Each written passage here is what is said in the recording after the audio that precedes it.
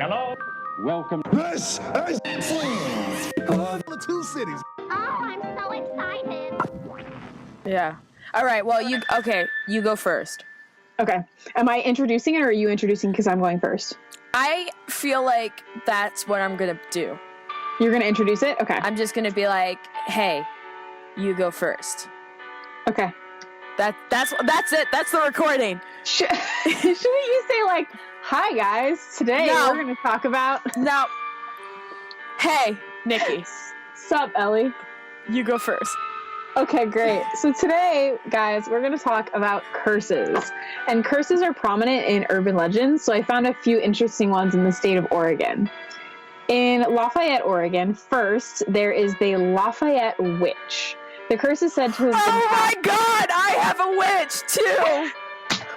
I have a witch, too, girl! Oh, sick! This is awesome! Okay. So first, there's the Lafayette Witch. The curse is said to have been cast in the 1800s when a woman was accused of witchcraft and she cursed the whole town. Women are often accused of witchcraft, and it's predominantly for social, political, or economic reasons rather than actually practicing witchcraft. So it's important to acknowledge that witch was used as a derogatory term because society was predominantly Christian. So witchcraft or paganism was seen as a negative thing, but it's actually a religion that's typically based in nature and has a priority on dualism. So all religious figures, if there is a man, there's a woman that is an equal. But in the olden days, witchcraft was nonsense, and they were not cool with it. So when a woman was accused of witchcraft, they were often subject to horrid or even fatal tests to prove or disprove their use of magic. In Lafayette, women were tortured until they confessed, and then once they confessed, they were hung because they had been found guilty.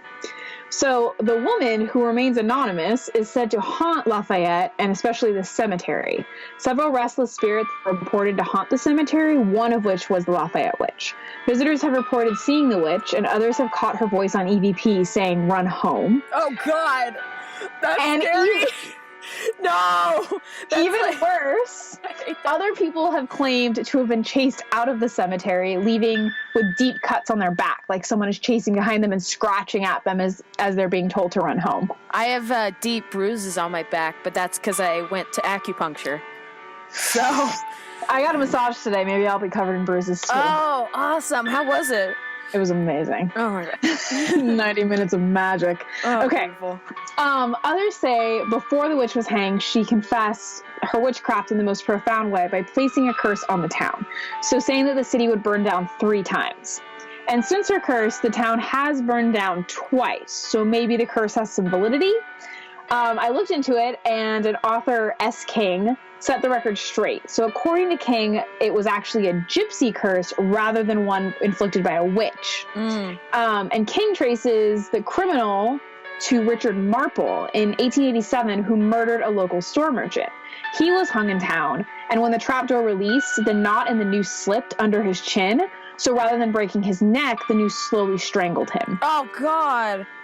Oh, Witnesses said it took 18 minutes for him to be pronounced dead by the medical examiner. That always freaks me out, because it's like, okay, I know there was always witnesses when it comes to like hangings, but like first off, the concept of anyone watching someone get hung is barbaric, and to say the least. But Absolutely. like, if someone's noose like didn't work, like, how can you be like, well, Jerry's been there for a long time, I guess I can't help him? Like, how can you physically not, like, just... spend 18 minutes just watching this person die instead of ending it for them? It's barbaric! I just don't get it. It's fucking weird. So, witnesses said it took 18 minutes for Marple to be pronounced dead by the medical examiner. He was writhing in pain for much of it. His mother was a reported gypsy and suspected to be an accomplice to Marple's crime. Anna Marple screamed out a curse on the town. She supposedly predicted 3 fires, and the third was supposed to burn down the town. King traces the first fire following the curse to the June of 1895, where a fire burned down a store, a tin shop, a grocery store, a doctor's office, and 2 other buildings. Then in 1897, a second fire was reported by a newspaper in the Dells, in which a post office, butcher shop, drugstore, and a candy store was burned, which, I'm sorry, I have to take a moment. The candy store burned down. Oh, God. All That right. is truly tragic. Let's take a moment of silence for the fact that the candy store burned down. All right, let's keep going. Thank you. I appreciate that. In 1898, another report said that a mill and an elevator in the mill with 500 bushels of wheat burned down. So this would have been the fire, the third, that was supposed to burn down the entire town, but it wasn't substantial enough to end the threat of the curse. So in 1904, the town's most destructive fire destroyed 16 buildings in total. And the Dayton Herald reported, quote, "A few minutes later, the fire leaked across the main street to a building owned by H.D. Begun. Their goods were carried out by willing hands, men, women, boys, and girls of all sizes and ages, all working like beavers and scattered around in places of safety for several blocks north and west of the fire zone." I have a question. I have an answer. All right. So during this time of the fire, did someone say, "Hey, Mr. HG, a fire's just happened," and he's like, "No, we've only just begun"? I cannot confirm nor deny this report. All right, cool. So you would think that this would be the fire to end the curse, but in 1914, there was another fire which perpetuated it. 2 fires happened within hours of each other, and the cause was believed to be arson. So maybe people just decided this wasn't good enough to fit the curse. So there was another fire in 1928, but there was little information that exists on it. And some citizens recorded a fire with photos, but the damage wasn't recorded, and the photos didn't really tell what happened.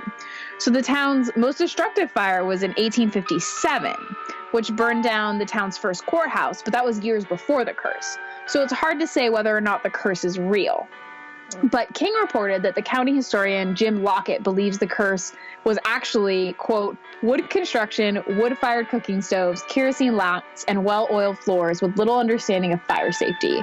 So the reality is that most towns that were built in the 1800s or before have fires in the past. And we've said this before, wood buildings and sidewalks make fires common. 1800s, everyone learned what fire was, and they decided to burn everything down. Or stupidly didn't recognize that fire actually burns things down. Yeah. Like, oh, it's pretty, city burns down. Yeah. So without the technology we have today, like fire sprinklers, hydrants, smoke detectors, and fire hoses, it was more difficult to detect and put out larger fires. So it was very common in Oregon, especially, to burn. And even in the state's capital, Salem, burned down in 1855. In 1953, a newspaper article in the New Register reported on the Gypsy Curse, as 3 more fires had occurred in that time. Many people believed that this would end when the hanging tree was uprooted and destroyed in 1921, but it didn't obviously lay the curse to rest. So in the stories, it was both a witch and a gypsy, both of which were women who have been historically accused of being these negative things. Marple, the man who was hanged, was a real person, so that part we know is true. And his hanging is true because it's part of public record, but there wasn't a witch. So the Witch of Lafayette that chases people in the cemetery isn't real. His mother, Anna, was also reported to be a gypsy. She wasn't a witch, but a gypsy. And gypsy is a derogatory term used to describe Romani people. Romani people often practice fortune telling, which perpetuates this idea that they're somehow connected to the supernatural, which continues to perpetuate this idea that women in power in some way or another, like pagans, where you have equality among the gods and goddesses, or Romani people, where women have more power because they're telling fortunes. Of course, they have to be evil and somehow bad. So Anna was described as a gypsy likely because she held the reputation of a wanderer. So others think that the curse itself may have been caused by the accusation of her being a gypsy. Also, Anna could not be haunting the cemetery because after the hanging of her son, she moved to Jacksonville, Oregon, where she died on March 11th, 1916 of liver cancer, and she was buried there. So while the idea of the Lafayette witch is really interesting, the fact that there's like almost no recorded history of a witch kind of immediately rules out the witch idea. And then you have the hanging of Marple, which we know is true, but his mother was accused of being a gypsy, and there's no record of that, and she can't be the witch because she was buried somewhere else. Interesting, but also seems like it's pretty unlikely considering how many fires were there and the fact that the town still exists. So I feel like this is a common theme that we're going to go over. Okay. So I have a couple from Eugene. I spoke to a friend of mine who shared some curses that she had heard when she first moved here. And she told me that she had heard from a woman that the reason that Eugene has so many troubles, especially with air, because if you live in the Willamette Valley, you know that right now is essentially the time of the year where everyone wants to die. If you look at a pollen map, we are the giant red spot Oh, God. in the entire country. Oh, God. The rest of the country is like, that nice green or yellow. Maybe it's a little high. The Willamette Valley is death. There is pollen floating everywhere. Your car is covered in it. People are wearing masks. Everyone looks like they're crying or really stoned because our eyes are exploding with tears. So, a lot of people recognize that air can be a problem in Eugene. That's just my little whine for the week because I'm dying of allergies. Oh, God, that's me. That's me in a nutshell. So, I agree. So, the idea that Eugene had so many troubles was linked to native people who had occupied the land prior to white settlers. And it was that they had laid a giant glyph somewhere near 11th and Willamette. So, if you are a listener in Eugene, you know exactly where that is. If you don't, it's semi-near campus, kind of near downtown. If you drew a triangle between downtown and campus, that's kind of where it is. So if they couldn't live here, no one could. That's what the glyph is supposed to have been. And my friend hasn't heard anything else about this, so it hasn't been confirmed, but it's an interesting thought. But she also told me that Eugene used to be a witch's mecca, and in the 1990s, there was a huge falling out in the community. Eugene was a hub for the pagan community and the shaman community, and they lived peacefully in coexistence despite their differences. But then a small group began to practice neo-shamanism, which incorporates both shamanism and paganism. Oh, I thought it was like incorporates the Matrix and shamanism. But I'm listener, if you enjoyed that joke, please leave a message on our iTunes. Guys, she's here all week. I'm here all week editing this episode.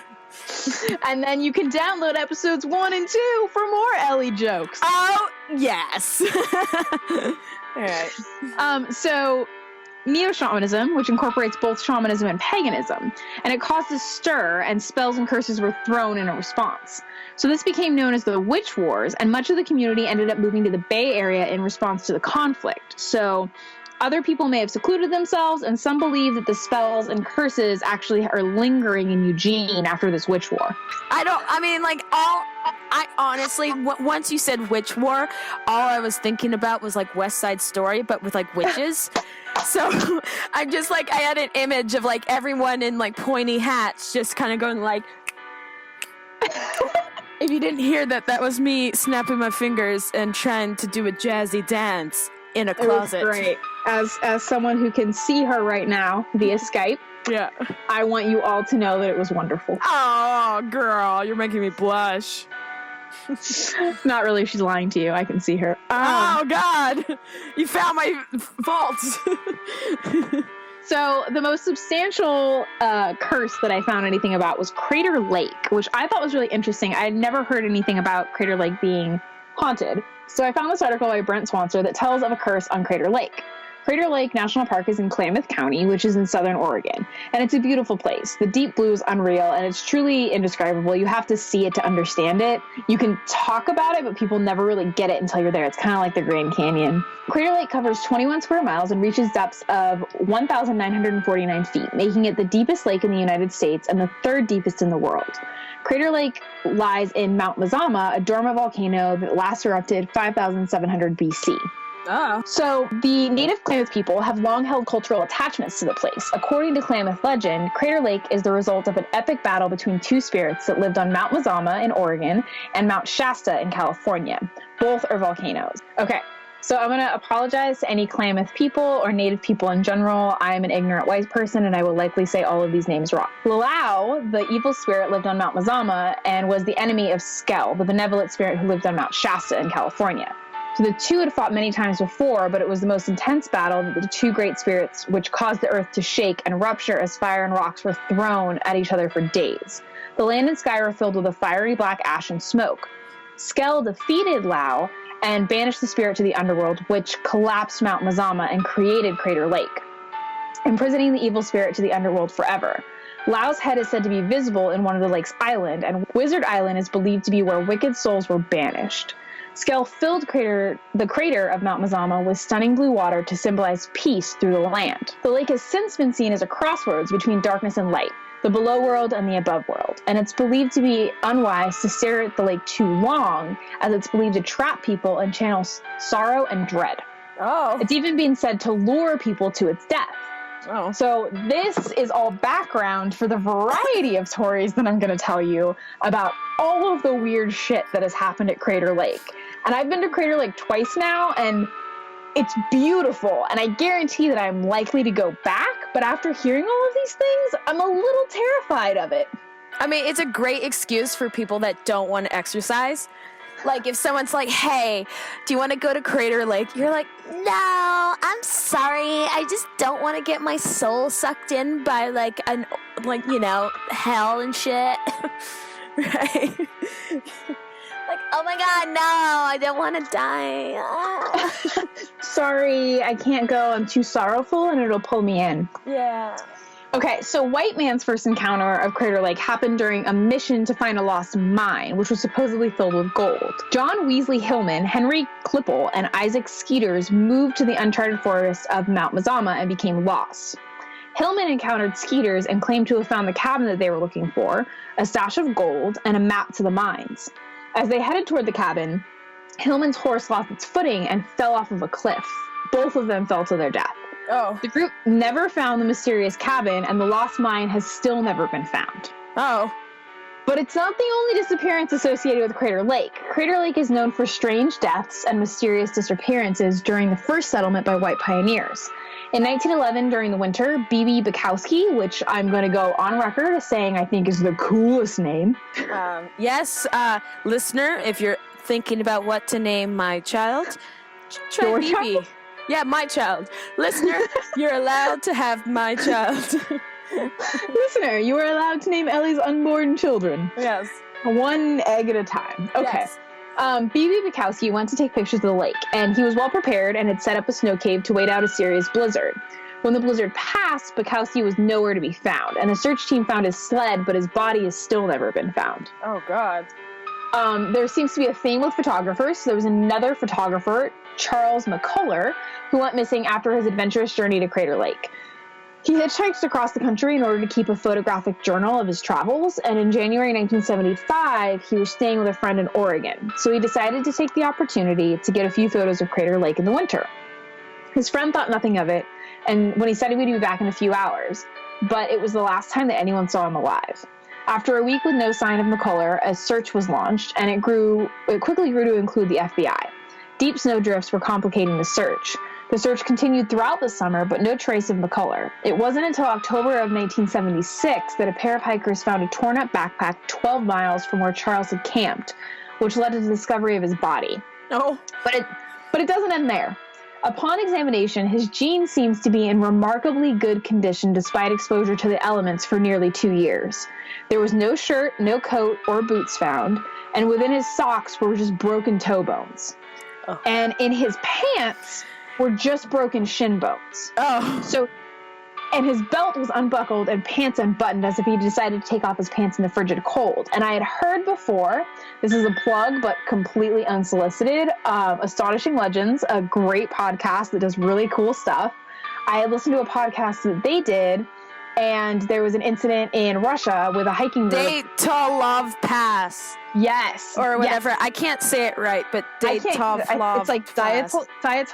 Yeah, exactly. Yeah. But they found all of these bodies where people were in various states of undress, and it's likely because as the body reacts to cold, it feels extremely hot. Your nerves can't process whether it's hot or cold, and you just end up in pain. So it's very common for people that are freezing to death to want to rip off all their clothes. So that might be what happened. Beside the toe bones and the shin bones, the rest of the body was gone. 12 feet away, the crown of a skull and some tiny bone fragments were also found, so no other remains were found of his body or his stuff. It remains unknown how he would have walked 12 miles from his camp in the deep snowdrifts and how his body ended up in such an odd state. On the record, his death was listed as natural causes, and animals are suspected to have caused the strange arrangement of his body. Others have also gone missing. Nick Carlino disappeared after snowshoeing with his German Shepherd. The dog returned, but he did not. And no trace of him was ever found. So they found footprints, and then he traced those to the edge of a lake, but he likely fell 1,000 feet to his death. And boats dredged the bottom of the lake, and divers went searching, but no trace of his body or belongings were ever found. So all they found were his footprints, and his dog returned home, but he never did. And in October of 1991, Glenn Allen Mackey went missing. His car was found with his driver's license, keys, and passport, and cash, but he wasn't found. In 2014, a man spoke with a ranger and was then seen scrambling down the caldera wall. When the ranger went to go stop the man, he could find nothing but his sunglasses. Suicides are also common at Crater Lake. In July of 1947, a man by the name of Mr. Cornelius was hiking with his wife. And I'm going to tell you that this is probably the most terrifying story of all of these stories, at least for me. So the two seemed happy and nothing was out of the ordinary until Mr. Cornelius handed his wife his wallet and without a word, slid over the edge of a snowbank into the lake. Wait, what? He survived. Yes. He just handed his wife his wallet and then slid down a snowbank into the lake. It gets weirder. Oh, God. It gets weirder, okay? He survived with just a broken leg, but then staggered to stand and moved to the lake's edge where he drowned himself as his wife watched. What? Yeah. Wait, what? And then his wife later explained, right? The wife later explained that she felt like she was in a trance-like state and couldn't help. She just watched it happen. Well, I feel like I would be in a trance-like state too, though. Like, I don't know. I feel like, from my experience, in like moments of like, what? You know, you're just kind of like, just don't know how to handle it. Yeah. Yeah. Others have hiked into the woods and shot themselves. Oh. And a few people have hurled themselves at the rim. And in most cases, these individuals have been described as content, well-adjusted people who are not suicide risks. So there's something about the lake that, like, compels these people. Yeah. So there also are peculiar deaths. Dozens of deaths have been accidental, caused by falling into the caldera in places that seem impossible to fall into it.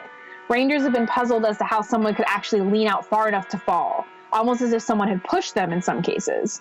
One man fell from a rocky balcony overlooking the lake despite high and difficult rail that he had to apparently climb. In another instance, a couple had parked near the edge only to have their parking brake fail and the car rolled into the lake.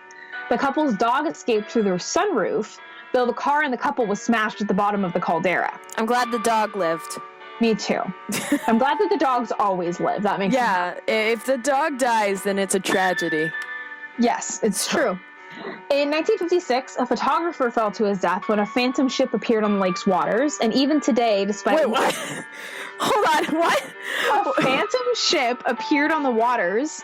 In 1956, a photographer fell to his death when a phantom ship appeared on the lake's waters. Okay, like, did anyone know what happened with said ship? Like... It was a phantom. Was anyone else Ellie. there? That's how we know it's a phantom ship. Oh, okay. People saw this phantom ship, and then this photographer died trying to take a picture. Oh, God. And even today, despite warning signs and fences, several people die each year. Oh. But there is more. Okay. Crater Lake is full of mysteries. There's a lot of instances of aircrafts mysteriously going down near Crater Lake. So since since there was an air base built in Klamath Falls, many incidents have occurred. In 1944, 2 torpedo planes were flying in formation, only for one pilot to look back and realize that the other plane was simply gone. Okay. It was later determined to have crashed into the lake and sunk to the bottom, despite clear conditions and no mechanical problems. Oh, God. Later, in 1944, a plane trainer and his gunner flew off to the north of the lake and were never seen again. Then the plane and any wreckage was never found. Okay. In 1945, 7 Hellcat fighter planes were on their way to Washington from Redding. So if you're looking at the West Coast, Redding is Northern California, then you have Oregon and then Washington. So they're flying right over Oregon, and they entered clouds over Crater Lake. And when they came out of the clouds, one of the planes was missing. It wasn't until 1970 when a seasonal park ranger named Dave Painbaker reported spotting wreckage of a blue Hellcat fighter plane. and it was scattered between trees on an embankment. But he went to investigate and he got lost. So he sits down and he feels this profound feeling of being watched. When he turns around to look, he sees a human skull peeking out from under a mossy log. And of course, the skull was identified as the 22-year-old Frank Lupo, who was the pilot who had gone missing in 1945. Oh, God. Yeah, so there was a lot of plane crashes that were common in the 1940s, and the Army Air Base in Klamath Falls estimates that there were 2 or 3 a week that crashed in or around the lake. 2 or 3 a week? No one knows how to fly a plane. Or Crater Lake is sucking them in to die. Yeah. So Swanser also reports other cases, such as in August of 1978, when Dave Nunn boarded his Cessna 182 with his daughter and grandchild to fly them back to Salem. They were joined by 2 teenage pilots, and the flight to Salem went flawlessly, and after he dropped off the 2 kids, the student pilots headed back to Klamath Falls. That night, Dave's wife, Jean, was awoken at 9:30 by a sensation of a hand on her leg, despite nobody being there. She then learned that her husband's plane had disappeared off radar at exactly 9:30. Aww. That's sweet. A search for the missing plane turned up no trace. On July 5th, 1982, 7 years later, a hiker came across the crashed plane with 3 skeletal bodies inside. The bodies were identified as the missing men, but even stranger, a note was found that read, quote, "Lose not thine airspeed, lest the ground rise up and smite thee." That's taking some time about your last words, you know? Yeah. Like, you're, like, prepared. You're like, I need to write some, like, words like thee, Shakespearean smite. shit. Ugh. Yep. God. So, in September 1994, a helicopter piloted by George W. Cousy, I could be saying that wrong, was en route from Seattle to Las Vegas when it went down over Crater Lake. It skidded across the surface in front of several rangers and plunged 1,500 feet into the lake near Wizard Island. The weather was calm, pilot was experienced, there was no engine problems, and nothing turned up unusual upon inspection. Authorities speculated that the clear blue water must have reflected and the pilot must have misjudged the water for sky. So maybe that's why all the things were flying, or dying. Like, he's like, oh, look, there's sky, let's go down. Like, I have no idea. that's suspicious. So, it's also reported that mysterious lights and fire have been seen on Wizard Island, but no smoke or evidence of the fire have ever been found. Native people believe these lights are the spirit of the island and claim the water around the island is the realm of the spirits that look like dragons. Some people have reported seeing large ripples or splashes on the surface. Maddie Hatcher reported a close encounter with a huge beast when a large black shape swam under her boat while on the lake with her family. She said, quote, "I have never been so scared in my life. What we saw that day was a monster. To me, it looked like a dragon. I know why Indians call that place Lost Lake. They say monsters live in it. I believe them. I know because I saw one there." So it also has some, like, Nessie dragon weird lore. But it's important to recognize that a large lake monster would be unlikely, as there's no waters flowing in or out of the lake. There's no natural fish, only descendants of stocked fish that were there from 1888 to 1941. Whatever creatures they are, they're not alone, because there are many reports of Bigfoot, too. Oh, God, Nessie and Bigfoot. It's like a family. Same damn place, man. Rangers described a huge beast with dark hair and a foul smell. They were forced to turn back after chasing it because it was throwing pine cones at them violently. Oh.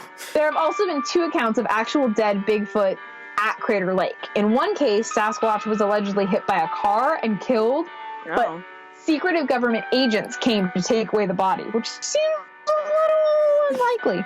Yeah, also, speaking of that, we're being sponsored by Toyota. If you're ever being attacked by Bigfoot, let us know. Toyota will stop them. Buy a Prius, they're great. Yep, they will stop Bigfoot. In another case, a train crashed into Bigfoot, but the conductors were too terrified to report the incident because they had been drinking on the job. Oh. But in both cases, there's a lack of a body, so it makes it really difficult to believe. Yeah. And here's the last part. There's more, Ellie. All right, I'm ready. UFOs have also been spotted. Oh, yes! Yes, yes, yes! In February 1997, a pilot claimed to see a military jet chasing a UFO over the lake. There was a reported boom, a sound so loud it could be heard across western Oregon.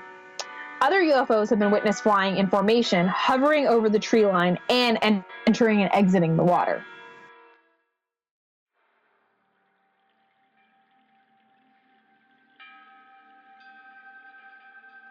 The 1960s was the time for the occult. Like most religions in Los Angeles, the occult or things related to the occult was a popular form of like faith or faiths that were supposedly celebrated by people like Jane Mansfield and Charles Manson. In 1968, Louise Huebner casted a spell on the Hollywood Bowl to increase the, quote, sexual vitality of the county of Los Angeles, end quote. Oh! Yes.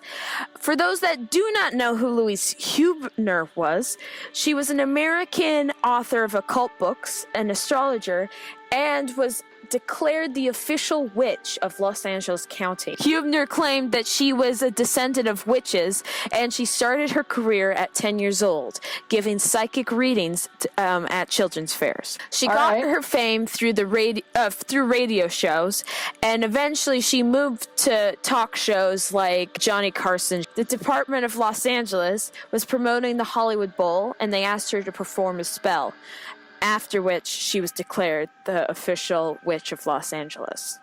In the mid-1800s, curses must have been a really cool thing, because the founder of the Munyan Institute, I have no idea what that is. Munyan. William Money. It's spelled like Money Ann. Oh. Yeah.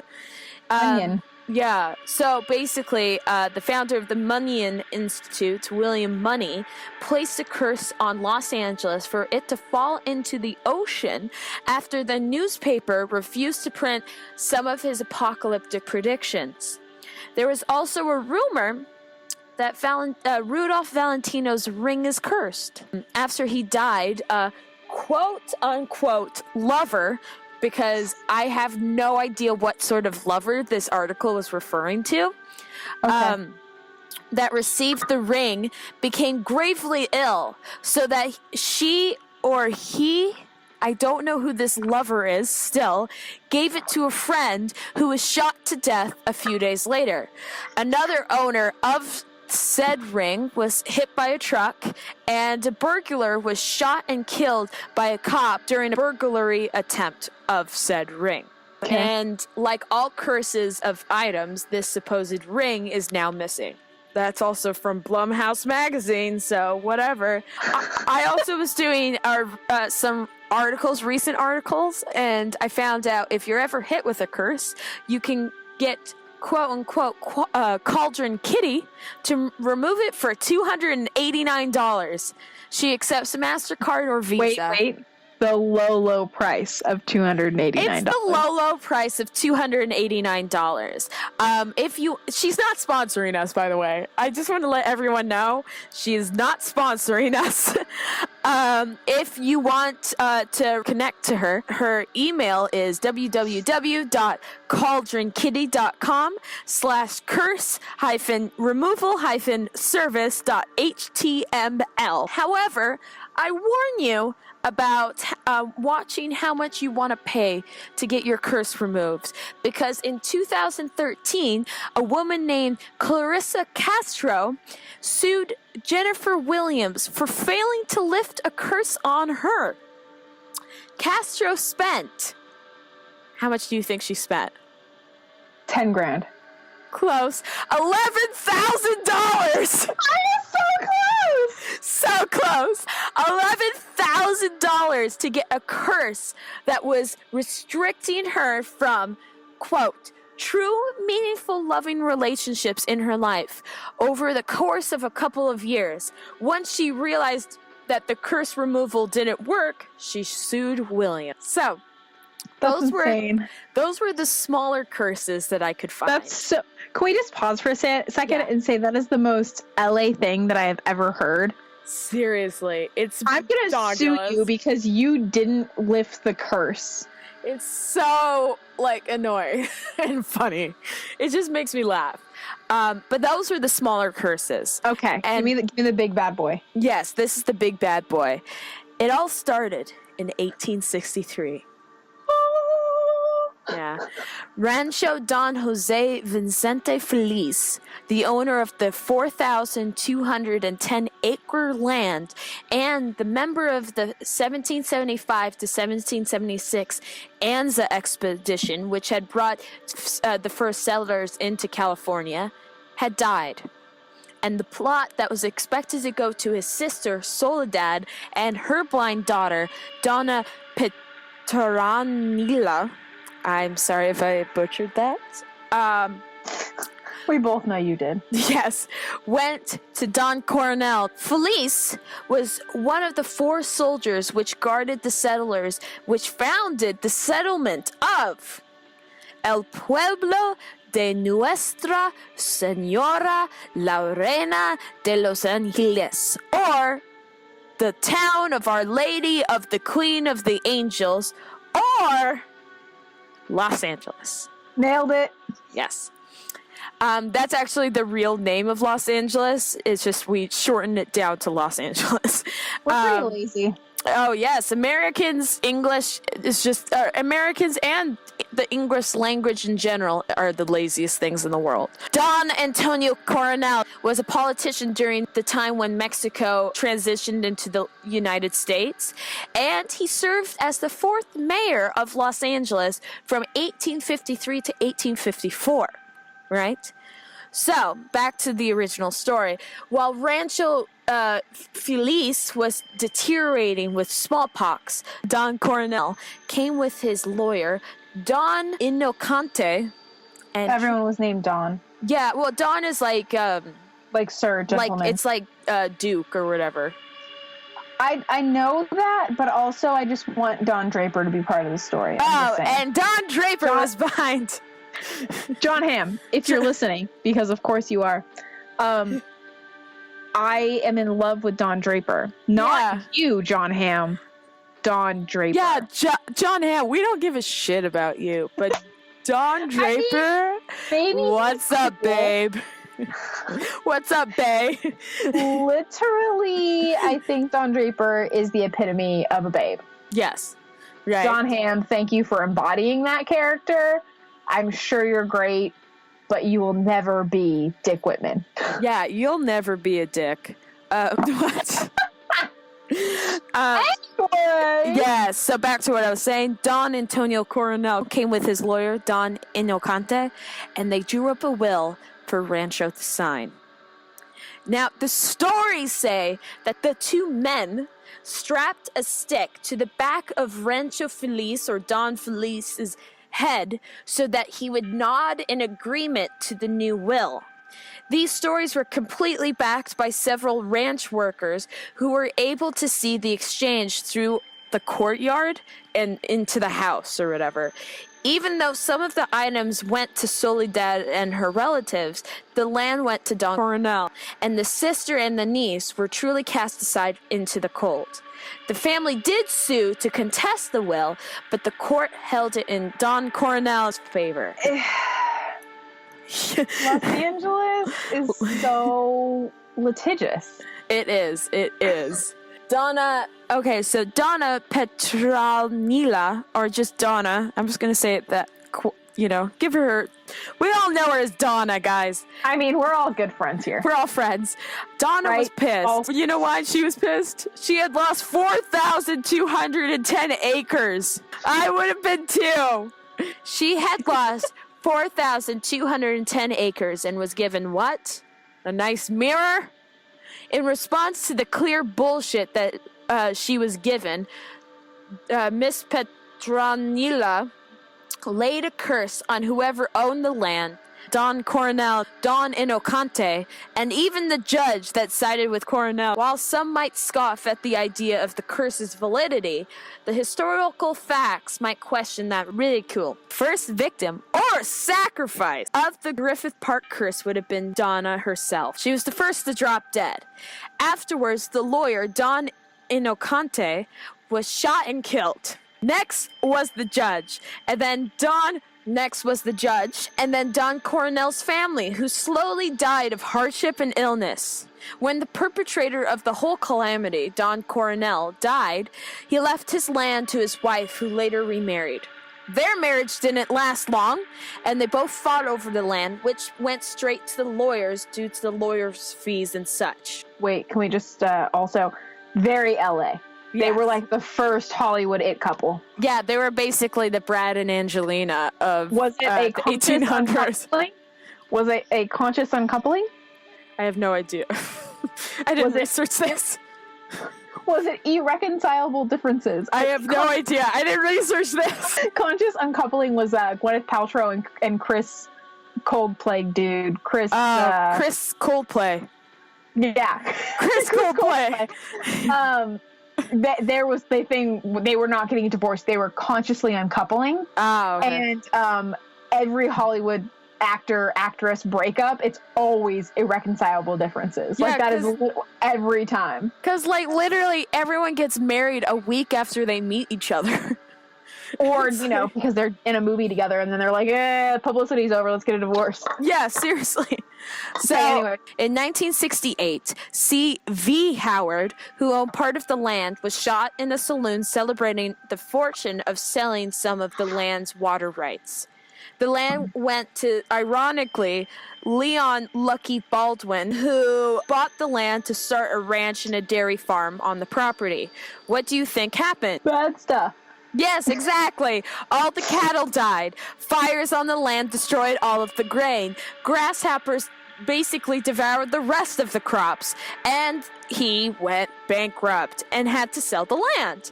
Afterwards, either Mexican bandits or an outlaw gunned him down and he was shot dead. Bye. Bye!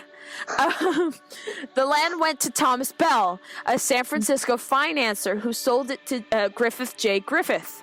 Bell fell from his mansion's banister. However, some sources say that he was pushed by a mistress. Griffith J. Griffith was a well-known silver and gold miner. Basically, Griffith Park is named after Griffith J. Griffith. Right? I knew that. Yes.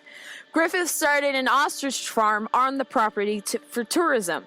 In 1884, a storm hit the land, and an oak tree, this is like from a source, not a source, this is like very supposedly. I've heard this too, though, so keep going. All right, so a storm hit the land, and an oak tree was hit several times by lightning.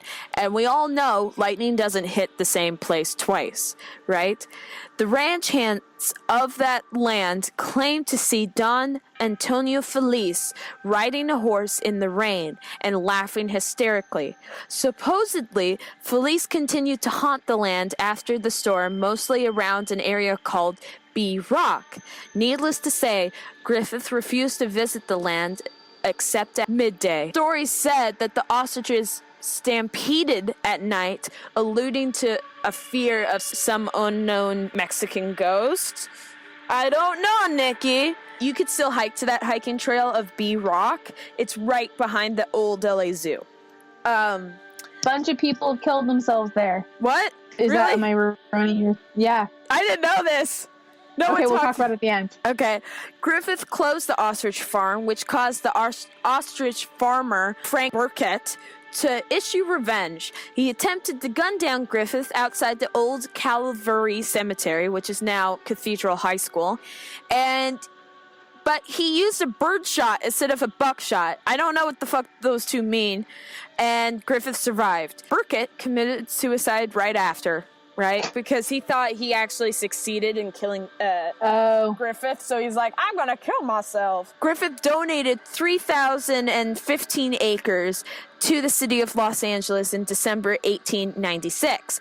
Afterwards, Griffith believed that his wife, Christina Mesmer, and the Pope were planning to kill him in means of poison, mostly because they were Catholic and he was a Protestant. When they would eat together, he would switch his dinner with hers when she wasn't looking. He eventually shot her in the face. In the face! Right? While she was staying at the Arcadia Hotel in Santa Monica. She survived. However, she was severely disfigured and blind in one eye. And for the rest of her life, she had to wear a veil to cover her face. Truth. That's fucked up. Very fucked up. Very fucked up. So, Griffith, how many years do you think he served for shooting his wife in the face? None. Close. 2 years. Damn. 2 years for shooting your fucking wife in the fucking face. Like, Jesus fucking Christ. Masculinity at its finest. Like, Jesus Christ. Afterwards, he set up a trust fund to grow places like the Observatory and the Greek Theater. He died in 1919 and was buried at the Hollywood Forever Cemetery. For more information about the Hollywood Forever Cemetery, please listen to episode 1 of our podcast. It's Nice shit. plug. Yeah, it's complete. We apologize for the sound quality in our previous podcast, but we encourage you to listen to them. Yeah. Just be warned, you shouldn't use headphones. Oh yeah, it's complete utter shit. But like, honestly, it has so much fucking information. So enjoy, right? You can also laugh at us failing. Yeah, laugh at us.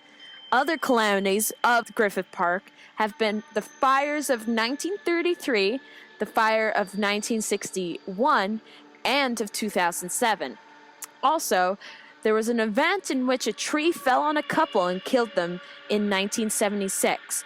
And supposedly that picnic table is still haunted, and supposedly that no one's removed the tree, which makes no fucking sense, and I don't really get that.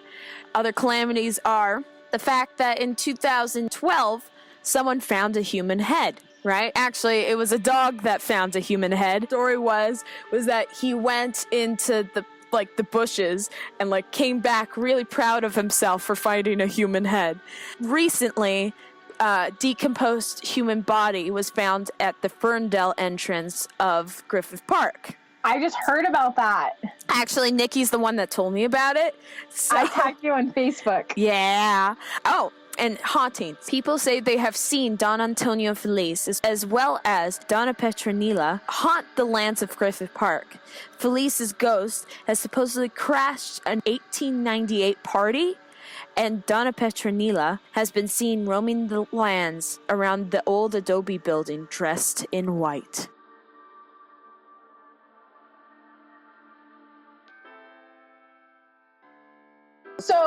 So Griffith Park, this is really interesting. Shameless self-promotion. I did my master's thesis at Cal State Northridge on the wisdom tree in Griffith Park. So I did a little bit of research on the history of Griffith Park, and I too had heard about B-Rock and the bench where the couple had been crushed, because I was interviewing people about their experience with the wisdom tree, and they were telling me other weird things in Griffith Park. And one guy I talked to said that the bench is there with the tree on it and that it exists, and he had been there, and he told me where it was. Yeah, I've seen photos of this bench, but my logic behind it is why would no one remove the tree? You know what I mean? Why would they be you know what? Let's take these bodies out, but let's leave the tree. The tree. So Griffith Park, I've heard stories about the tree, but I've also heard that B-Rock, and I've heard this from my parents. Oh God! Oh God! Where did that come from? I said pet, and it kind of did that, and that's okay. That's gonna be our new intro. Yeah. I'd heard from my family because they, grew up doing stuff in Griffith Park, and they told me that B-Rock had been closed because so many people had committed suicide off of it, and I heard from other people the same thing. So it's interesting that that's kind of a common urban legend. I've literally never heard of B-Rock before. Really? Yeah, never heard of it. Have you heard about the stories of the old zoo being haunted? I heard you could hear monkey noises. So I hear a lot about the old zoo being a place for Satanists to go, because of course it is. Yeah. And there's a lot of pentagrams and stuff painted, upside down pentagrams. Yeah. But I feel like that's just teenagers doing teenage things. I feel the same. I feel like it's just some asshole teenager. Because I've been there before, and it's just graffiti. It's just graffiti and sadness for the animals that had to live in those tiny, tiny cages. Yeah. What are your thoughts on Crater Lake? I started thinking when you were talking about Crater Lake, I thought it has probably maybe it has some sort of connection to the Bermuda Triangle, you know? Because like scientists have been saying like, oh well, the Bermuda Triangle, the reason why everything keeps crashing there is because maybe like the magnetic fields and whatnot are like causing this sort of crashing, and like maybe it's the same thing with Crater Lake. I love the idea of aliens being connected to it, and then I also love the idea of maybe there's like a parallel universe connected to it.